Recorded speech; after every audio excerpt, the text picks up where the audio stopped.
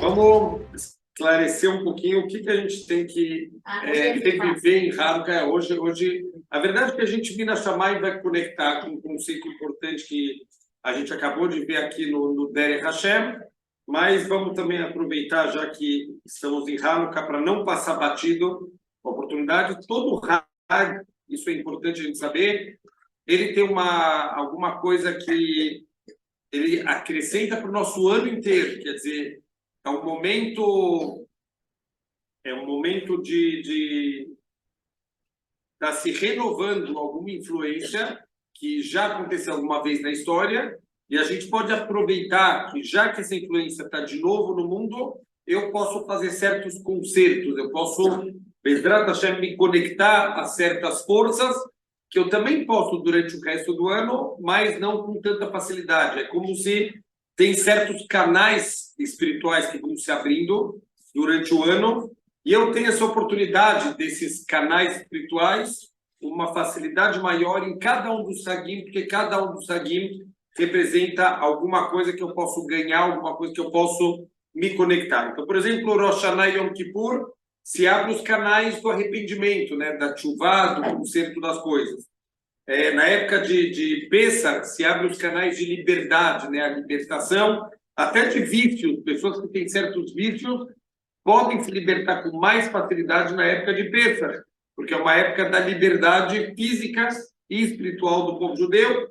E a grande pergunta é Hanukkah, a época do quê? De que tipo de influência espiritual para a gente tentar Bezrat Hashem levar para o nosso ano inteiro. Então, uma história clássica, que a gente já deve ter contado algumas vezes no Shurim, mas sempre é importante, principalmente aqui na festa de Hanukkah, para responder a seguinte pergunta: o que eu preciso agradecer em Hanukkah?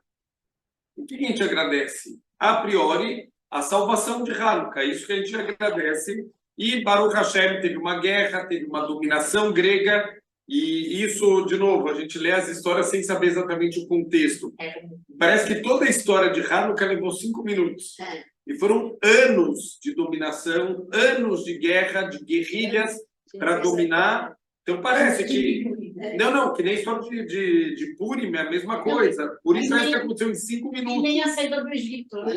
Exatamente. A saída do Egito. 30 anos, assim. Exatamente. Então a gente lê... Cada Macá era um mês, que no total foi um ano de Macota acontecendo. Então a gente muitas vezes não tem muita noção do tempo que está levando cada coisa. A gente lê as histórias da Torá, histórias que aconteceram com o povo judeu, como se fosse uma historinha para criança, e muitas vezes a gente perde aqui mensagens fundamentais. Então foi uma época muito difícil do povo judeu, que envolveu muitas mortes. Essa guerra, obviamente, contra o maior império da época, não foi uma guerra simples, foi um sistema de guerrilhas, mas isso envolvia sofrimentos, envolvia perdas, muitas baixas dentro também do povo judeu, mas aconteceu um grande milagre. Quer dizer, uma família de Hashmonaim, que começou com pouquíssimas pessoas, escutei que foram 13 pessoas que começaram toda a rebelião contra o maior império da época, é mais ou menos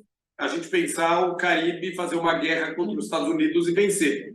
Quer dizer, proporcionalmente, talvez seria mais ou menos, entendeu? Um com os armamentos mais modernos e treinamentos de soldados, e outro sem treinamento nenhum, sem exército, sem nada, conseguir vencer uma guerra. E teve um segundo milagre, que é o milagre do óleo. Então, eles, quando reconquistaram, isso é um dos nomes, né?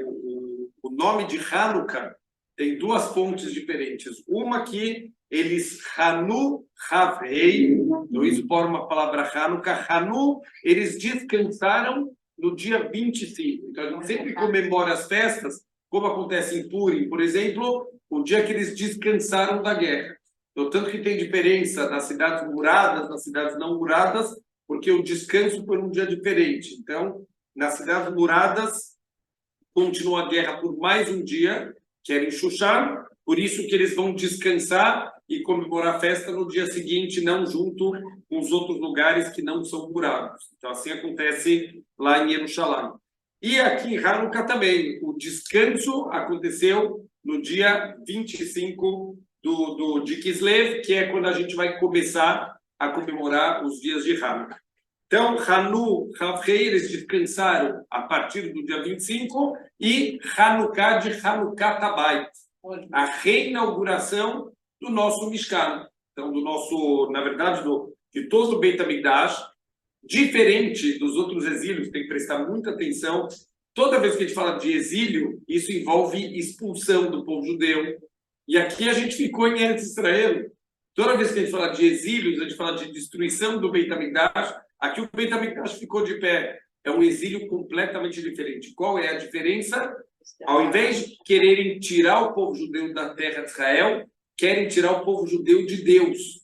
Querem transformar tudo espiritual em material. Então, o Beit HaMikdash, que é um lugar completamente espiritual, de conexão com Deus, de avodá, de korbanot, eles querem tirar toda a espiritualidade. Vamos transformar num grande museu.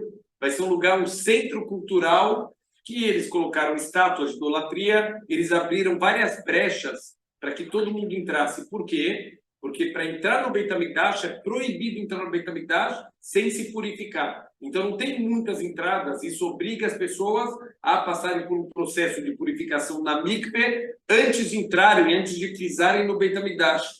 Os gregos não acreditam em espiritualidade, não acreditam em pureza, impureza, eles abrem todos os portões para todo mundo entrar do jeito que está, quer dizer, ninguém mais se purificava para entrar no Beit HaMikdash, e colocaram lá estátuas dentro do Eihal, dentro do lugar mais sagrado, para mostrar que não tem espiritualidade nenhuma e que virou um lugar cultural. Essa é toda a ideia. Fazer tudo isso? Fizeram tudo isso. Infelizmente, durante todo o tempo que eles estavam lá, e eles impurificaram todos os olhos. Por quê? Intencionalmente, eles querem tirar o conceito de santidade, de pureza espiritual.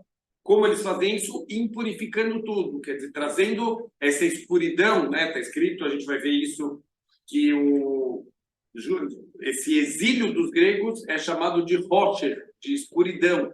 Parece que olha que bonito a cultura que eles trouxeram e quantas novidades e os esportes, né? As Olimpíadas, até hoje em dia, no que é baseado as Olimpíadas? Nos gregos.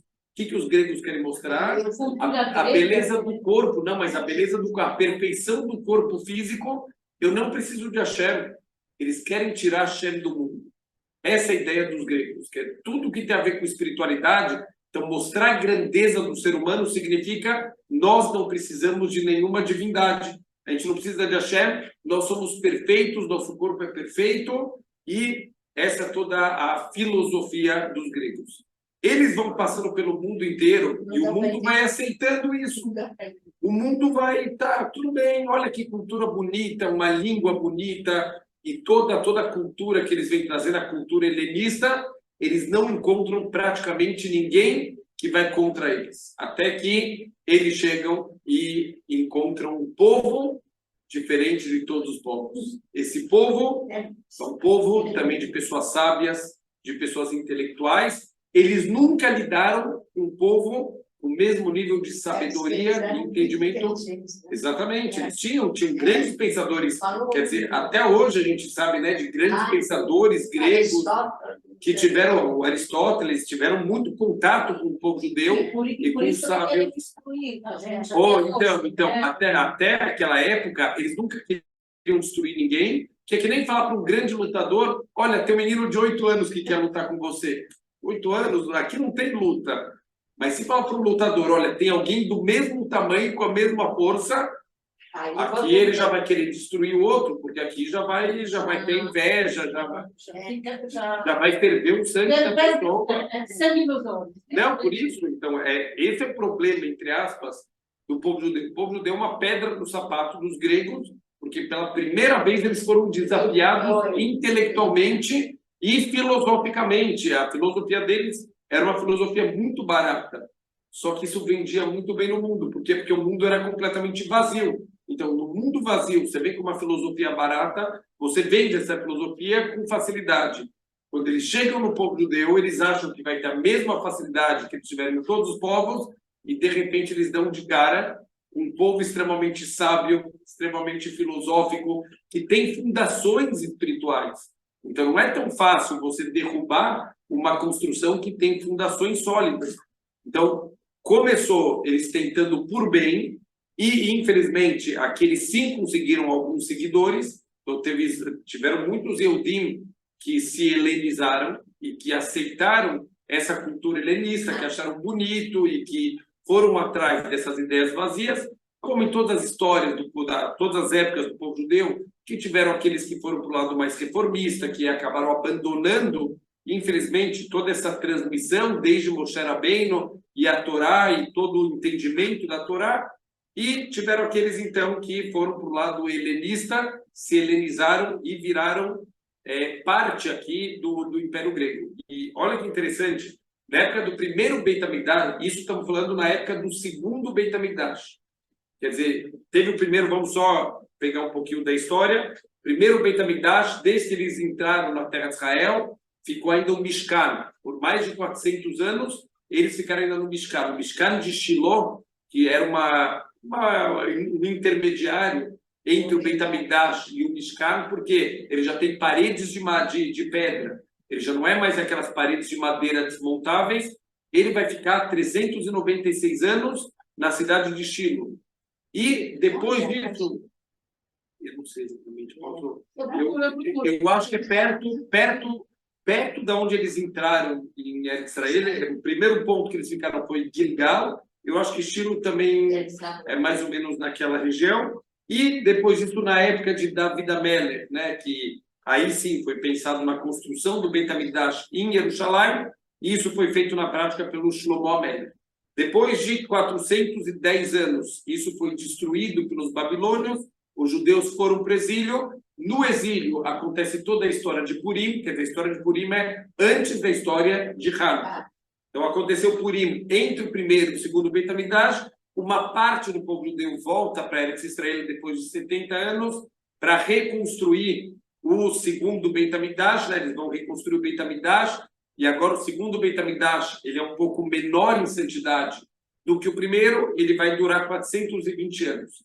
Então, nesse período de 420 anos, vem aqui a época dos gregos, que os gregos vão dominar, e o final do segundo Beit HaMikdash vai ser lá para frente, através dos romanos, quando eles vão conquistar Israel e vão destruir definitivamente o nosso Beit HaMikdash. Então, a cidade de Shiloh está situada ao norte de Betel, ao leste da autoestrada de Betel, Siquém, ao sul de Levoná, Monte Efraim. Monte Efraim, Har Efraim. Então está num bom lugar. Está num bom lugar, Baruch Hashem. Então, quer dizer, aqui é um pouco do contexto histórico. Então, eles estão na época. Yoshua distribuiu a terra prometida. Sim. Quando ele venceu as guerras, ele fez a distribuição de cada tribo onde vai ficar. Então, estamos numa época aqui do segundo Beit HaMikdash. Os gregos, eles vão entrar, eles vão impurificar tudo, eles vão colocar estátuas lá dentro, justamente para tirar esse elemento do espiritual. O povo judeu não vai aceitar isso de uma maneira tão simples. Quer dizer, a gente não vai aceitar, vai ter uma grande luta e, Baruch Hashem, conseguimos vencer a luta. A grande pergunta, vamos trazer aquela história que a gente mencionou no começo. Imagina uma pessoa está andando na rua e, de repente, ele vê que tem alguém olhando meio estranho para ele, de trás de uma árvore. Então, ele fala, por que o cara está me olhando tanto, né? Ele já acha que vai ser assaltado. De repente, o homem sai correndo atrás dele com uma barra de ferro na mão. E a hora que ele vê isso, ele sai correndo que nem louco, mas o homem era mais rápido que ele, consegue derrubar ele no chão e começa a bater nas pernas dele, quebra as pernas dele com a barra de ferro, e o homem já está esperando, fecha os olhos, esperando aquele golpe fatal, e não acontece nada. Ele começa a abrir devagarzinho os olhos, e o homem está lá parado, sorrindo. O homem tira um cartão do bolso e falou, olha, eu sou um médico aqui, ortopedista, e eu quero oferecer para o senhor meus serviços médicos. O senhor pode vir na minha clínica, que eu vou operar o senhor gratuitamente. Mesmo que quebrou. Obrigado, viu? Olha, Cola, obrigado que você está me oferecendo tratamento gratuito. Como você é tzadik, né? Alguém vai agradecer por ele ter quebrado as pernas? Óbvio que não. Então vamos voltar para a história de Hanukkah. A gente está agradecendo Deus que ele tirou a gente do Egito. Que ele salvou a gente aqui dos gregos. Espera aí, mas quem colocou os gregos lá? Não foi Deus? Deus não controla tudo? Se Deus controla tudo, todos os detalhes, tudo que acontece, se uma folha de árvore vai cair, isso é controlado por Hashem também. Então, por que eu agradeço a Hashem que ele me salvou dos gregos? Se foi ele que colocou os gregos lá, foi ele que colocou os gregos para dominar o povo judeu. Deus poderia ter afundado os gregos nos barcos que eles vieram, Deus poderia ter desviado eles para outras terras, Deus poderia, como aconteceu nas guerras de conquista de Israel, uma das guerras caíram pedras gigantes do céu e mataram os inimigos do povo judeu, as muralhas de Jericó caíram como se fossem de papel. Então, quer dizer, Deus, quando ele quer, ele faz milagres. Ele não quis fazer, ele não quis proteger o povo judeu. Então, peraí, se foi ele que colocou os gregos aqui, por que eu tenho que agradecer que ele tirou os gregos? Pergunta interessante, né? Se ele controla tudo. Então, mais ou menos o que seria esse médico que quebra as pernas do paciente e oferece aqui um tratamento gratuito. Obrigado, coloca a voz, viu? Muito obrigado. Ninguém vai agradecer por alguém consertar minha perna depois de ter sido responsável por quebrar ela. Então, o senhor está falando, por que passamos isso, né? Então, a gente precisa entender, e isso é o ponto principal do shiur, isso vale para a vida, isso vale para Hanukkah, pelo que a gente tem que agradecer a Hashem. A gente está acostumado a só agradecer as coisas boas para Hashem. Mas a Gemara em Brachot fala algo incrível. Existe uma brachá que a gente faz também quando acontece alguma coisa difícil. Não podemos chamar de ruim, porque nada é ruim. Quando acontece alguma coisa difícil, também tem uma brachá para a gente fazer. Então, o que a gente agradece? Baruch Dayan Emet. A gente agradece o juiz da Emet, da verdade, porque só ele sabe a Emet. Mas isso é só para morto ou também... Não, isso é só para morte. Além só para falecimento das pessoas mais próximas, que se fala com Shem Hashem, né? Quando a gente escuta uma má notícia, se costuma falar só o Baruch Dayan Emet sem Shem Malchut, sem falar o Shem Hashem, e lo além quando alguém passa por um luto dos 7 graus de parentesco mais próximos, então aí tem que falar com Shem Hashem. Mas o ponto todo aqui vamos voltar para a história lá do médico, esse doutor que quebrou a perna, esse tzadik, né, que a gente não tem o que agradecer um cara que me quebrou as pernas e agora quer consertar. Calma, vamos continuar a história. Depois que o cara aceita, né, muito agradecido, ele aceita o tratamento médico, esse doutor explica para ele o seguinte, falou, olha, eu sou o maior especialista no mundo numa certa doença que tem agora. Essa doença se manifesta nas pernas, eu consigo perceber pela forma que a pessoa anda, e enquanto a doença está na perna, não tem problema. Mas se essa doença espalhar pelo corpo inteiro, a pessoa morre, e aí já não tem mais o que fazer. Então, quando eu percebo que a pessoa já está com essa doença na perna, eu preciso agir rápido para salvar a pessoa, porque a gente não sabe qual que é o momento que isso vai espalhar para o corpo inteiro. Qual é a única cura dessa doença? Quebrar as pernas da pessoa. Se a gente quebra a perna da pessoa, eu quebro essa conexão das pernas com o corpo e a doença não espalha mais. Isso é parábola? Não, é uma parábola. Então, olha que incrível. Agora a história mudou completamente. É outra história. Agora eu tenho que agradecer o médico não só por ele ter consertado minhas pernas. Eu tenho que consertar por ele ter quebrado minhas pernas. Por ter quebrado minhas pernas foi a salvação da minha vida. Olha, eu não sabia, eu estava com uma doença muito grave e agora esse médico, ele me curou a doença. E o melhor de tudo é que agora ele vai ainda consertar minhas pernas. Então eu tenho que agradecer 2 vezes pela dificuldade e pela cura.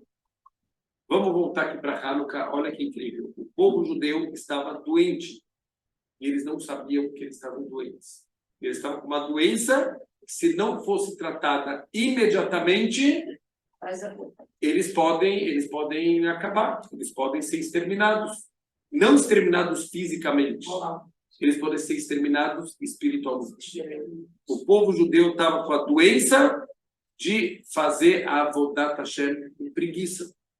Eles eram preguiçosos na Avodat Hashem, eles não se esforçavam, eles faziam de qualquer jeito, Então, hoje faz direito, amanhã faz mais ou menos, talvez como, infelizmente, como a gente faz a nossa fila hoje em dia, hoje faz com vontade, amanhã não faz. Quando a gente precisa de alguma coisa, dá aquela mega kavaná, mas quando a gente não precisa nada, Baruch Hashem, está tudo bem, a nossa kavaná já não é tão boa assim.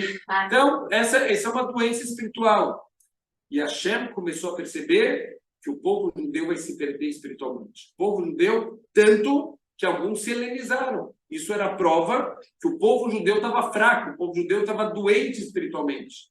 Então, Hashem, o que ele fez? Midá keneged midá, medida por medida. E é sempre a forma que Deus ele manda um castigo. Por quê? Porque eu posso verificar o que está acontecendo, entender qual que é o problema e consertar. Os Hashmonaim, quando vieram os gregos e dominaram o nosso Beit HaMikdash e acabaram com a nossa Avodá, eles falaram, por que Hashem permitiu isso? Por que Hashem mandou esses gregos, tirou o nosso Beit HaMikdash? O que a gente está fazendo de errado? Eles fizeram Heshbon HaNefesh e vamos conectar agora com o Derech Hashem. O que o Derech Hashem fala? Que um dos sofrimentos que a gente tem na vida se chama sofrimento de Itorerut. A gente viu na aula passada, Mina Shamayim. Sofrimentos para despertar a pessoa. O que quer dizer sofrimento para despertar? Quando a gente está meio adormecido, quando uma pessoa está dormindo, a gente precisa acordar ela. Então, o pai vai de manhã, a criança está dormindo, ele precisa ir para a escola, o pai primeiro chama o filho, filho, você está atrasado para a escola. Ele passa 1 minuto depois, ele vê, está apagado, nem se mexeu. Ele entra no quarto, ele encosta só no filho e fala, filho, olha, você está atrasado. Nem se mexeu. Ele vai lá e vai dar uma chacoalhada no filho. Filho, você está atrasado. Se nem assim funcionar, ele vai vir com uma bacia de água e vai jogar no filho. Precisa acordar ele. Ele está dormindo, ele tem que fazer alguma coisa, ele tem um objetivo e ele não está cumprindo. Hashem, ele sempre tenta acordar a gente. Só que depende do sono que a gente está. A forma de acordar vai ser proporcional ao sono, ao nível de sono. Se a gente está num nível de sono muito profundo, a Hashem precisa, no além do mais, é o que aconteceu agora. Quando a Hashem dá um tapa desse em Am Israel, do que aconteceu agora em Eretz Israel, significa que o nosso sono estava muito profundo. E ele precisa acordar de uma maneira... Se dói para a gente, imagina o que isso doeu para a Hashem. Mas tanto Hayalim... Por isso. Então, isso quer dizer que tem... Mas não, foram os 1.200 que faleceram e foram todos os cativos que não sabemos o que vai acontecer com eles. Fora, né? Não, tudo isso, e ataques, e tudo, destruição material também, e todas as dificuldades financeiras que vão começar a ter em Israel também. Tudo isso é um tapa de Hashem. Eu escutei uma coisa na Hadashot falando, o cara chega de Miluim, a mulher fala, olha, ligaram do banco. Mas é isso. A pessoa tem que parar. Todo ferrado de Miluim, a pessoa precisa precisa parar tudo que ele está fazendo e sair para a guerra. Ele precisa defender o país, os irmãos, Mas a dívida continua. E as dívidas, os boletos continuam vindo. Então, óbvio, deve ter ajudas do governo, tudo, mas não é uma situação fácil. Quando a Hashem dá um tapa desse em Am Israel, significa a gente estava dormindo. Aqui, a gente tem que parar para pensar, refletir. Tem um problema aqui de Ben Adam de Haveró. Está tendo muito ódio gratuito, desunião, de um atacando o outro. Eu me mandaram vídeos de pessoas se pegando na rua, se batendo na rua, dentro de Israel. Então, o que a Hashem faz? Vocês dois que estão se batendo, exatamente, o Shabbat, o Yom Kippur. Um rezando no Yom Kippur, outro bebendo isso. Pois é, e brigando. Quer dizer, o que a Hashem falou? Vocês dois vão para o mesmo bunker agora, vocês vão ficar juntos, abraçados, no mesmo bunker. Se vocês não ficam por bem, eu vou ajudar vocês. Eu vou mandar um inimigo comum para vocês voltarem a ter Shalom, voltarem a ter a Ahavá. E Baruch Hashem, a Ahavat Israel que está tendo agora, todo mundo se ajudando e pensando no outro, e um rezando pelo outro, e preparando comida, e tefilin, tudo, impressionante. A Ahavat Israel, tudo que a gente está tendo agora, isso deve despertar no Shammai forças tão positivas, e isso é o tikkun, esse é o conserto. Então, os Hashmonaim, eles pararam para entender que interessante que tudo que você está falando, do sinal que Deus mandou, na época dos Hashmonaim, na época dos gregos, Sim. e é tão pouco espaço antes de tudo que aconteceu em Israel, né? Parece um paralelo, né? Parece Tudo, a história, assim fala Shlomo Amelech. Shlomo Amelech fala em Kol Hadash Tachat Hashemesh. Não tem nenhuma novidade embaixo do sol. Tudo que acontece, a gente estudar a história de Am Israel, a gente vai perceber que a história está se repetindo. E a gente não aprende. Nós somos alunos cabeça dura, que não aprende. A gente não aprende, a gente cai de novo e cai de novo. E, de novo, o ponto aqui da desunião do povo judeu, dos dois lados, do lado mais religioso, do lado menos religioso, de um não se importar com o outro, ai, porque esse é religioso e não sei o quê, ai, porque esse é não religioso. Não...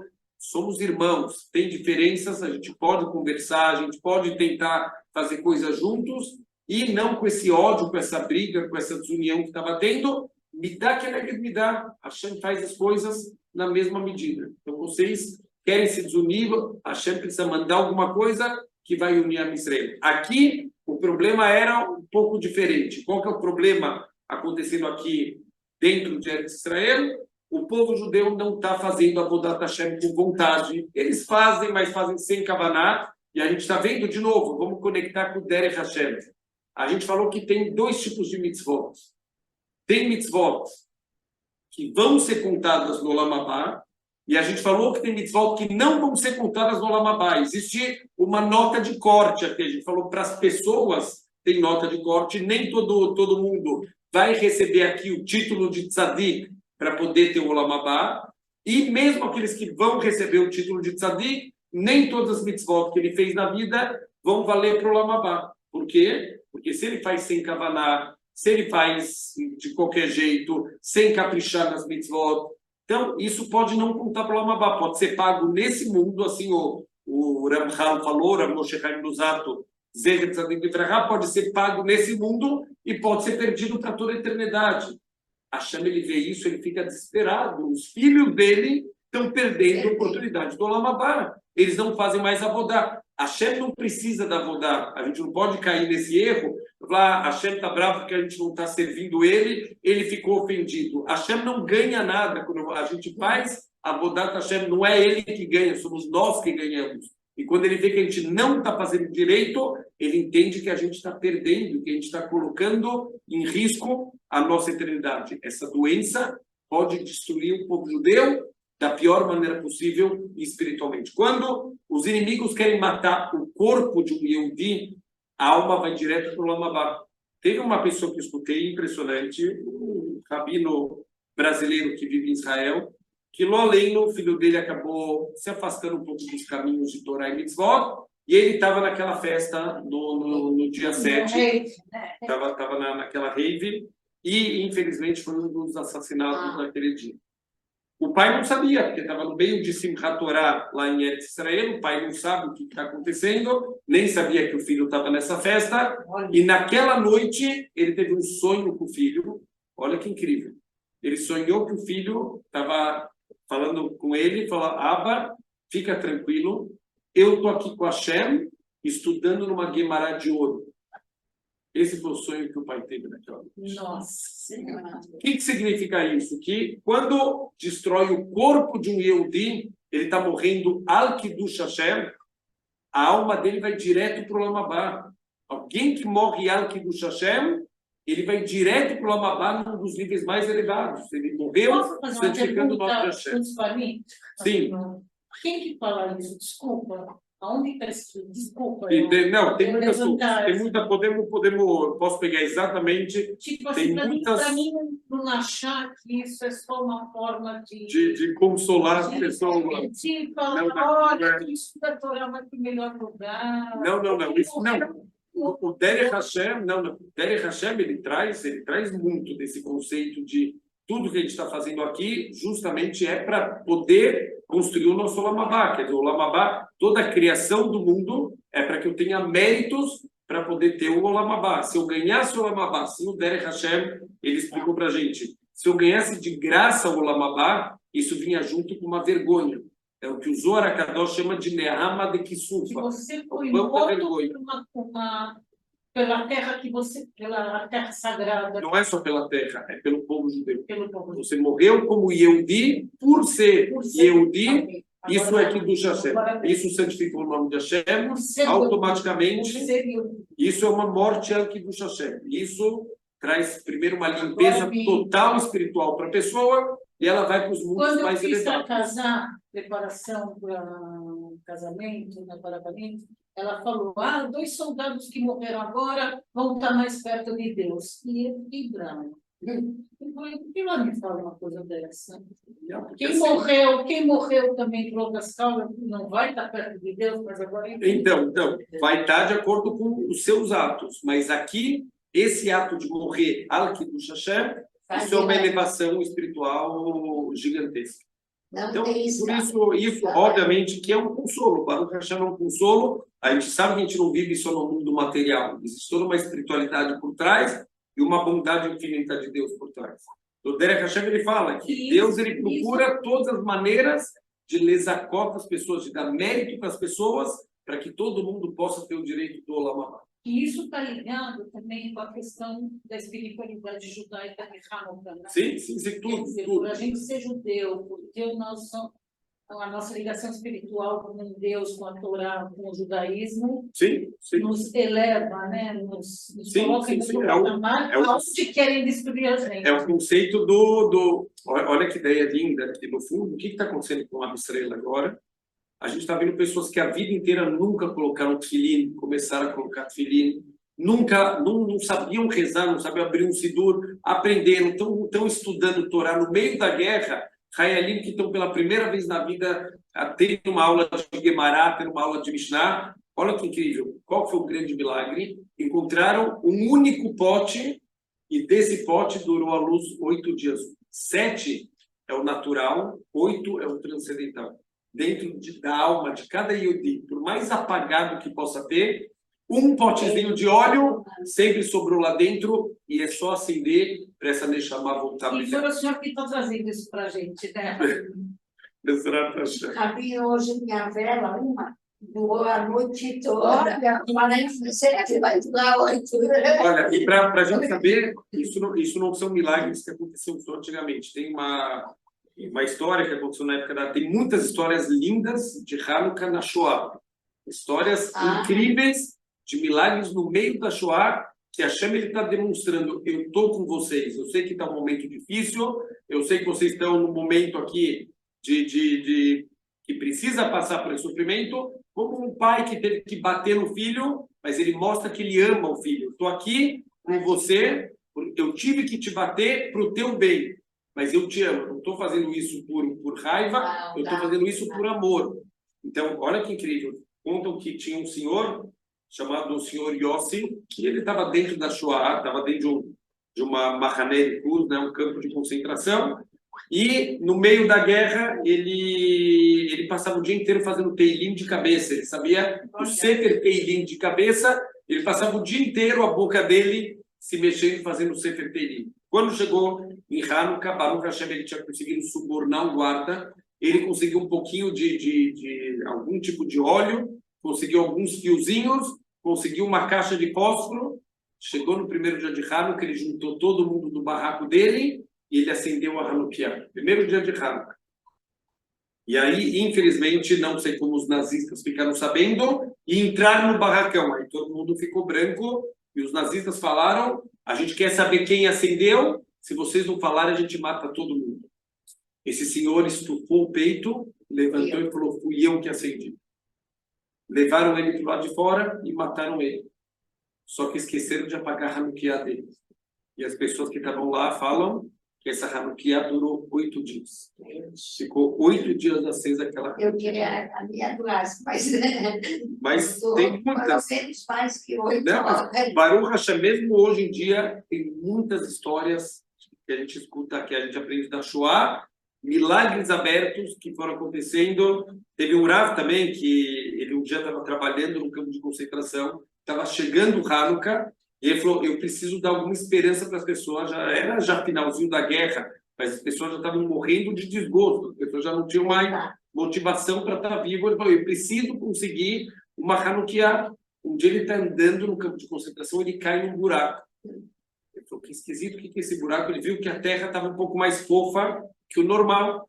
quando ele percebeu que não tinha ninguém olhando, ele começou a cavar, ele encontra uma Hanukkah com potinhos com tudo pronto. Aí falou, deve ser um Yehudi que escondeu aqui e vai vir buscar. Então, eu vou deixar mais alguns dias, quando estiver perto de Hanukkah, se ninguém vier buscar, eu pego e uso.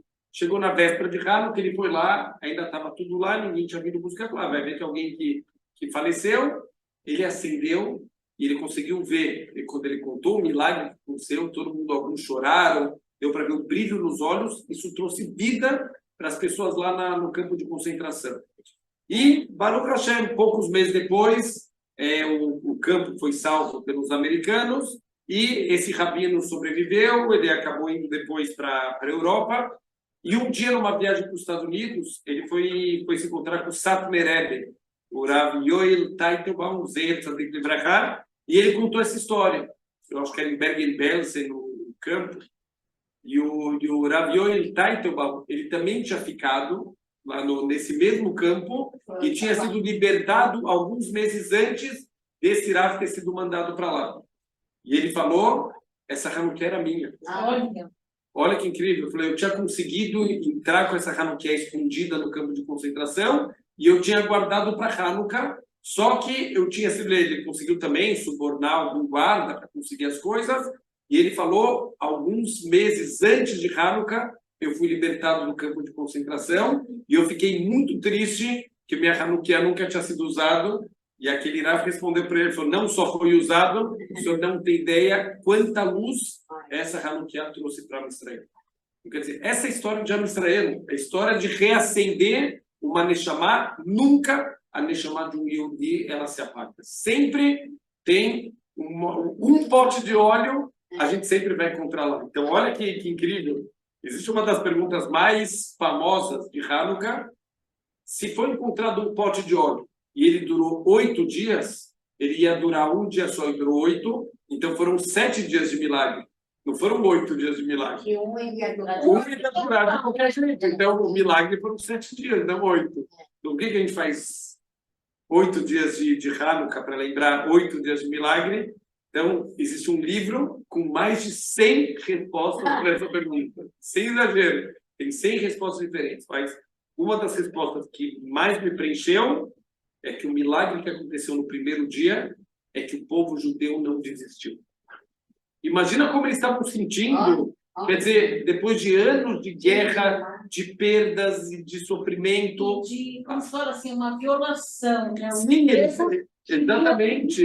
Entrar, né? Imagina entrar no Beit HaMikdash, encontrar estátuas de idolatria. Porque não é só destruir os símbolos espirituais, é destruir toda a questão. Exatamente, exatamente. Então, toda... o que acontece? Eles conseguiram, eles entraram lá e não tinha nenhum pote, quer dizer, está tudo já profanado, tudo impurificado. Eles não desistiram. Isso é um milagre. Isso é um milagre que se repete na história de Israel. Aquela ideia que tentaram, sempre que tentam enterrar o povo judeu, eles não sabem que nós somos sementes. E quando eles tentam enterrar a gente nasce de novo, a gente nasce cada vez mais forte. Então, Baruch Hashem, esse é um dos pontos principais. A gente estava acomodado espiritualmente. Hashem teve que mandar sofrimentos de despertar e a gente acordou de novo. Isso salvou o povo judeu espiritualmente. O que eu estou agradecendo em Hanukkah? Não só a salvação, o sofrimento também. Porque o sofrimento que me levou para a salvação. Se não tivesse sido aquele sofrimento, a gente ia ter se perdido espiritualmente para sempre. Se aquele médico não tivesse quebrado a perna, ele ia ter morrido com aquela doença. Então, também na nossa vida, tem momentos que a gente tem dificuldades, tem momentos que a gente passa por sofrimentos, sempre tem que procurar aonde está o midá, que é midá, aonde está a medida por medida, porque é nisso que a Hashem está chamando a atenção. Vou dar um exemplo que aconteceu, acho que eu também já comentei em alguma aula isso, mas me chamou muita atenção. Na época de Yeshiva, tinha um menino de Yeshiva que era terrível, terrível. O menino gritava com todo mundo, midota, assim, traço de caráter horrível. Baruch Hashem fez Shuvá, um ótimo menino hoje em dia, mas na época da Yeshiva era um menino muito difícil. Não, era difícil, brigava com todo mundo, falava alto. O Baruch Hashem, Mas o que aconteceu? Teve uma vez, eu estava numa festa, minha filha tinha acabado de nascer, estava recém-nascida, e estava no inverno lá em Eretz Israel. Então, eu não queria ficar esperando com ela na rua, que podia pegar uma friagem. Eu chamei um táxi e fiquei esperando dentro do salão. Falei, eu acho que daqui eu consigo ver quando o táxi vai chegar. Só que não dava para ver, porque tinha uma entrada por baixo. Vem esse cara que gritava com todo mundo para mim e fala, você que pediu um táxi? Eu falei, foi eu que pedi, por quê? Não, o cara já chegou, o cara tá louco da vida, aprendi até uns palavrões novos, o cara tá muito bravo, vai rápido que o cara tá espumando lá embaixo. Eu falei, eu tô daqui até em casa escutando ofensas, mas tá bom, vamos lá. Fui até o carro, o senhor olha para mim e falou assim, boa noite, tudo bem? O senhor que pediu, abre para minha porta, ajuda a colocar o neném no carro. Não abriu a boca, não me falou nada. Esquisito, né? Na mesma semana, Shem, ele quer mostrar para a gente, na mesma semana, esse mesmo rapaz vira para mim, fala assim, tem uma pessoa no telefone que quer falar com você, ela está muito brava, ela está gritando, vai lá rápido. Eu atendo o telefone, boa noite, Efraim, então eu queria só te pedir uma coisa, obrigado. A mesma pessoa, porque ele gritava com todo mundo gritava com ele. Para quê? Para ele aprender. São sofrimentos de despertar.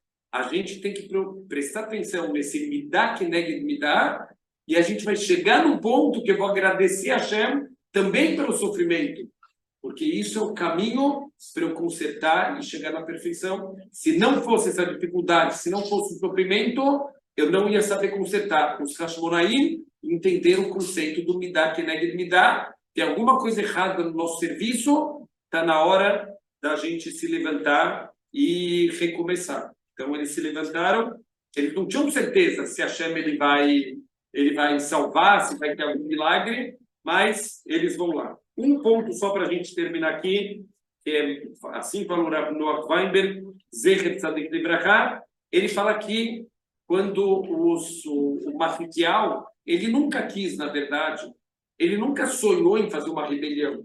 Ele estava disposto a dar vida para ele, para não fazer idolatria, e os gregos iam passando de lugar em lugar, forçando as pessoas a fazer idolatria. Quando chegaram na cidade, muitos morreram, muitos deram a vida, mas muitos começaram por medo a ceder. E o Matitial começou a ficar preocupado.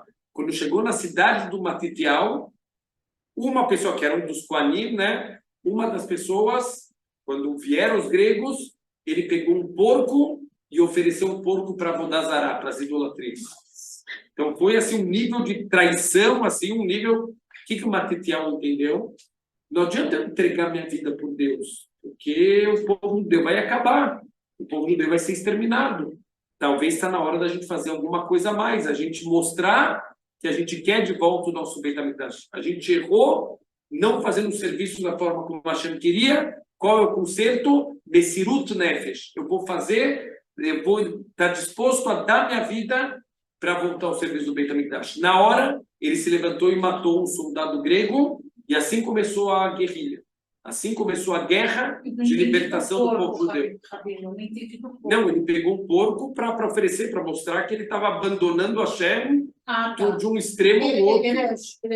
Exatamente, mas no extremo, quer dizer, pegar um porco, tudo que o porco representa para o povo judeu, e oferecer para as idolatrias para um nível de abandono de Deus de um extremo ao outro. O Matitiel falou, para mim, aqui chega, acabou, esse é o limite. Então, ele está disposto a fazer Mesirut Nefesh para salvar o povo judeu. Ele fez na frente dos gregos? Fez na frente dos gregos.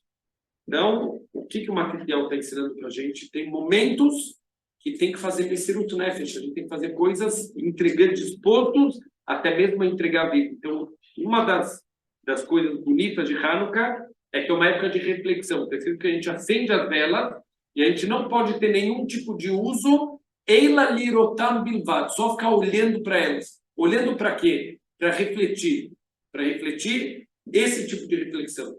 O que eu estaria disposto a dar minha vida? Por que valores eu estaria disposto a entregar minha própria vida? Será que eu estaria disposto, será que eu estaria preparado para entregar minha vida por Deus e pelo judaísmo?